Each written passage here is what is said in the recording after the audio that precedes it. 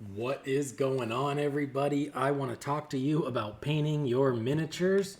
So let's see your war face. Here we go. First of all, stop using white to paint in the eyes of your miniatures. Use an off-white. Use a gray, a Celestra gray, anything. So the first example here, I'm going to make it clear in a few slides. It's going to be a quick video and just give you a good example of why you do not need to paint the whites of your eyes white. Just because they're called the whites of your eyes does not mean they're white. If you look here real quick, for example, the silly little eye guard man has the white circles with the black dots.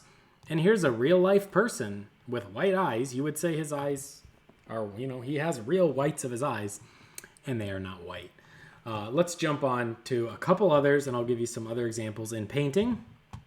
If we can change slides. This is a painting by William Bouguereau, the best painter who ever lived. And let me show you. This is a very highly realistic painting. Obviously, paint could have faded over time, but we will get into that.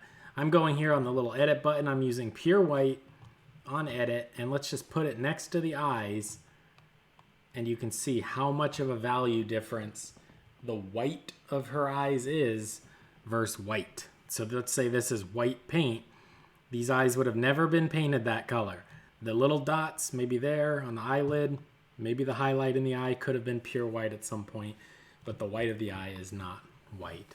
So options are like Ulthuan gray, Celestra gray. Celestra gray is my go-to if you use GW. It's a really, really nice gray color. But there are plenty of very light gray options or even blues that you could use. Even bone colors would be fine. And if I can figure out how to get out of this photo. How do you... You will lose recent changes. Okay. There we go. Here's another. This is one of the most famous portrait paintings of all time. This is by Vermeer. I believe it's called like The Lady with the Pearl Earrings or something. I can't remember the exact name. But you can still see clearly the white of her eye is not even close to white. And you're going to probably feel this repeat a little bit here, but we're going to make it interesting in the next slide, so stick around. At some point when this was painted, that highlight there, this highlight there, could have been pure white, and it could have dulled over time, of course. Maybe right here, too, on that thing, maybe this little dot here. But the point is, it's not going to be... The eye is a sphere, so it should have shadow, and the shadow on a white ball would be gray. So just remember that. Let's move on. The next one. So you're thinking, well, what about Marvel Crisis Protocol? They're literal characters with giant white eyes. They're just pure white eyes. Let's go through a couple characters with the biggest, whitest eyes in comics. And here we go. Here is Venom. Now, obviously, every drawing and picture of Venom is not going to be the same.